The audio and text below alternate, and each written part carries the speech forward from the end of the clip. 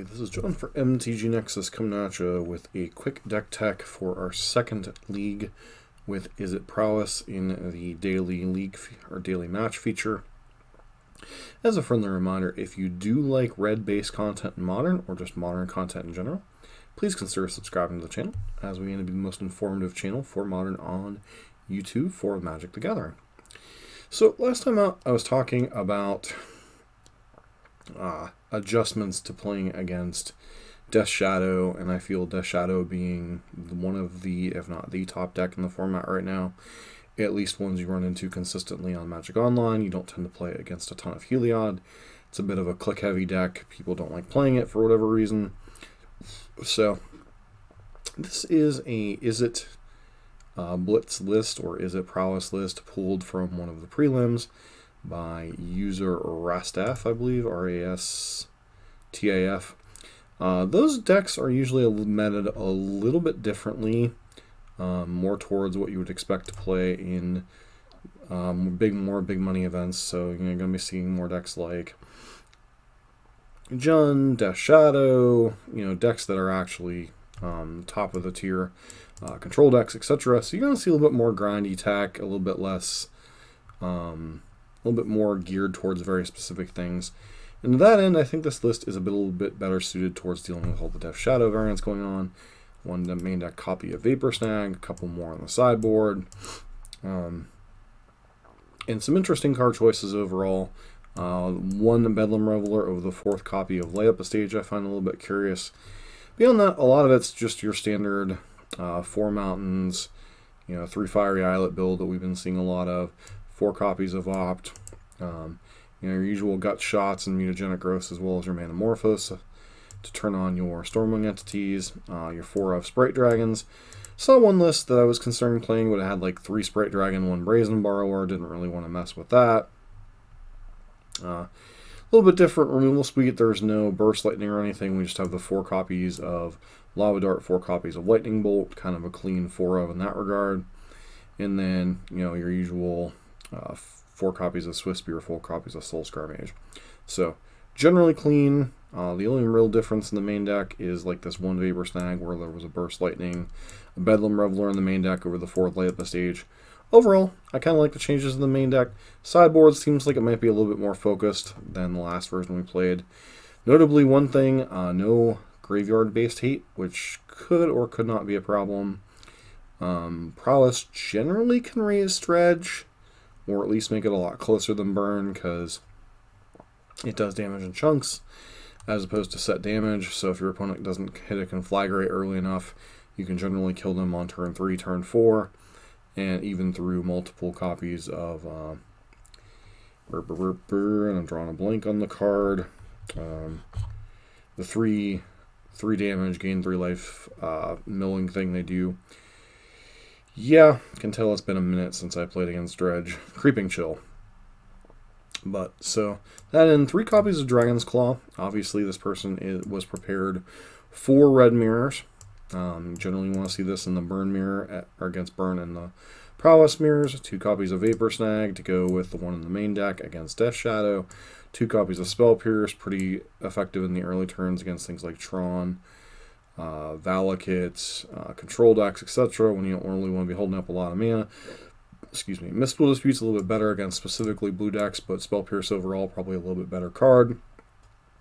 It's really hard to justify holding up 3 mana against non-blue decks, so I do like this one a little bit better and more open meta.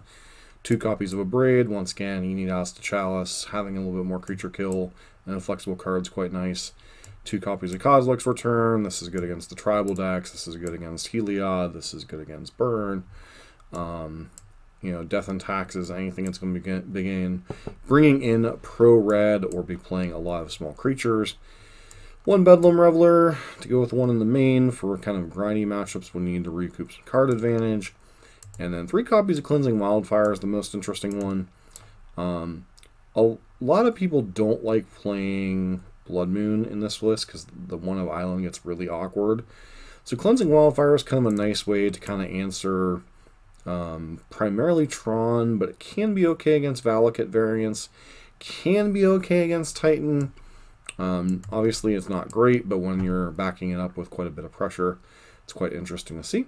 So that said, let's get into our second league and see how this variant does. We are back for the match on the play, which was nice, against Influx MTGO.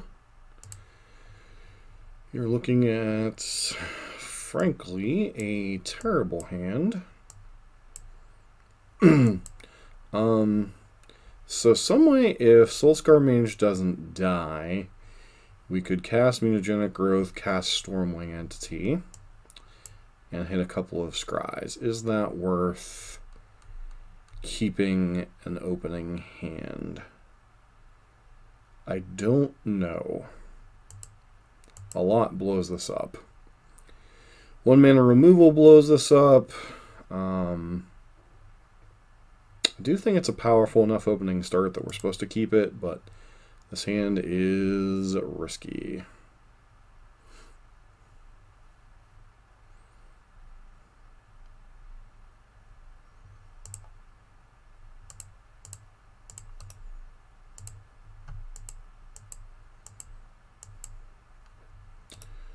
Alright, we're up against Green Tron. So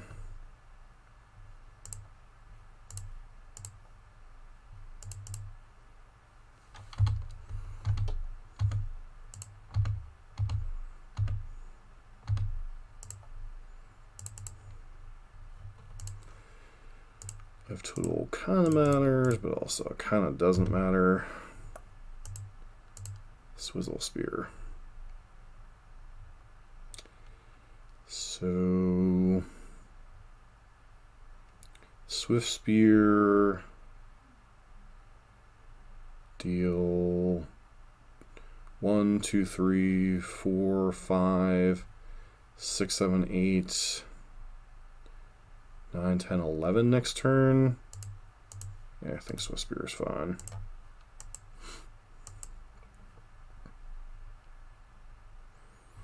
Puts them to 5, and their Tron payoff has to do a lot of work. Or they have to have Dismember for the Stormwing Entity, which... Yep. It's gorgeous.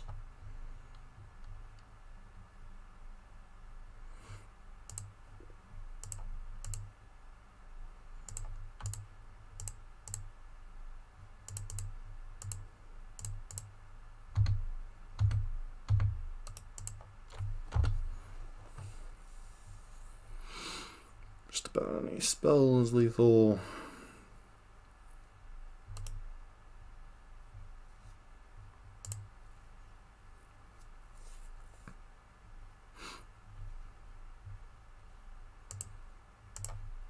And copies of the Steam Events are really playing 2. So just be fetching basic mountain with this.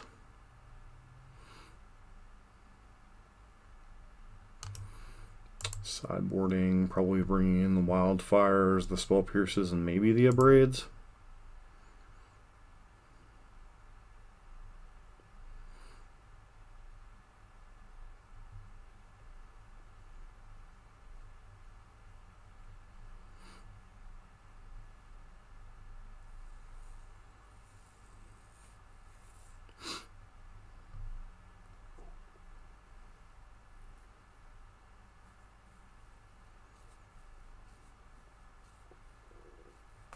Yeah, that's a thing.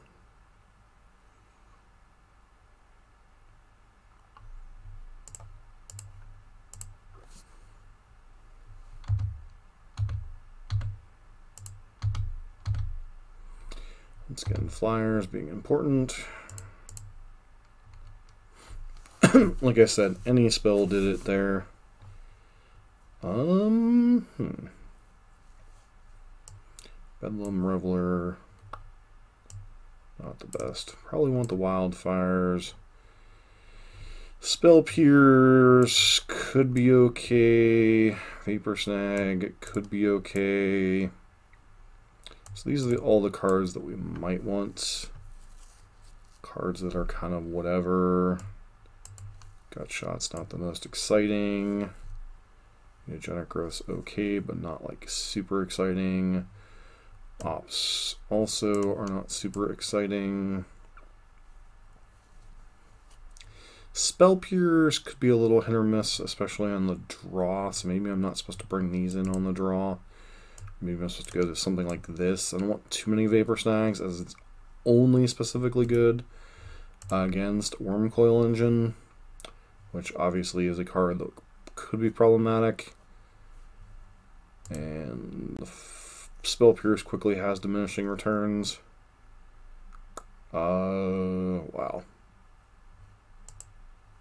This is a hand that if we hit a second land could be quite nuts.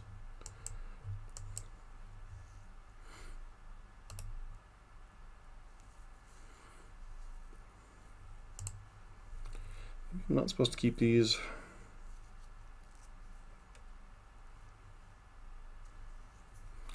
And Tron can win on 4. Don't let the mulligan to 4 deceive you, especially with that.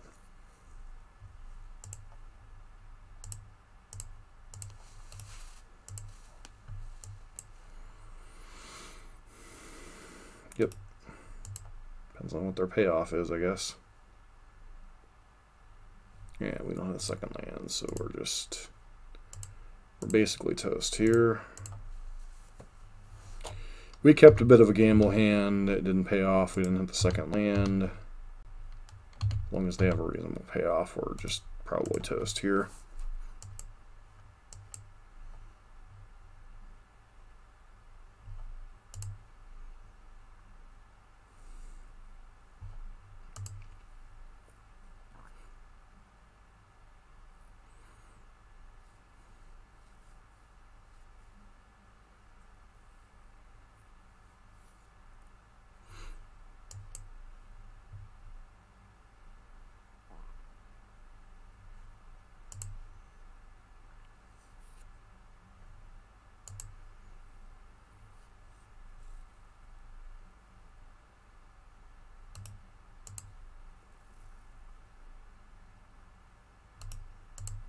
Alright, Trinosphere locking us out. Spell Pierce in.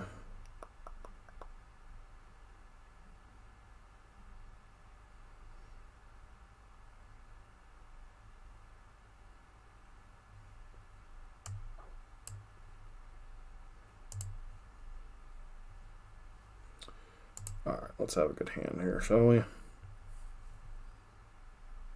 This hand's pretty good.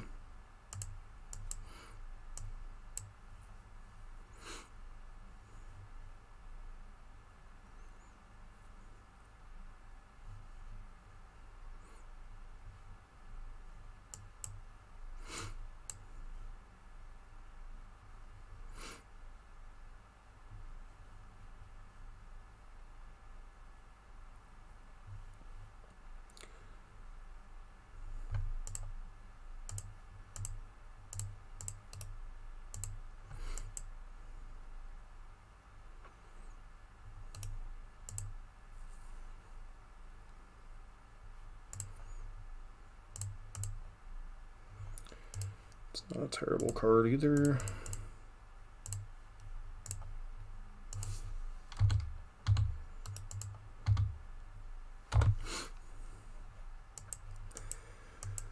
Does our opponent have another Tron land? Apparently not.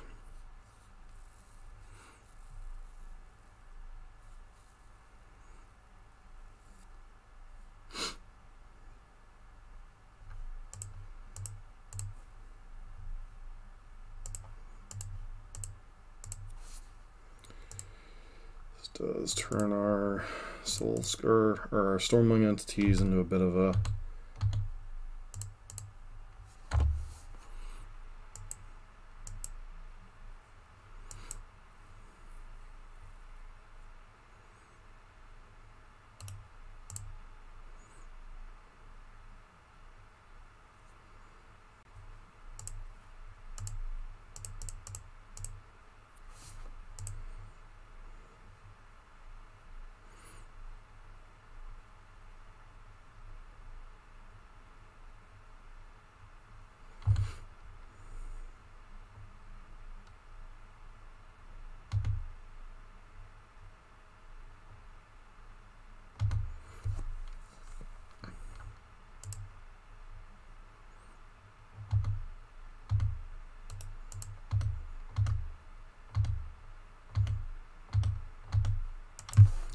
Alright, so if our opponent's just going to blast zone here, then game's just over.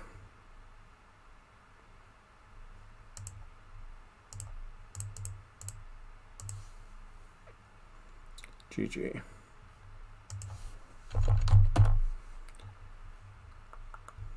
Like how the mana randomly starts getting tapped. Would have been a nice couple of draws. And that's it for this match. Join us tomorrow for the next match.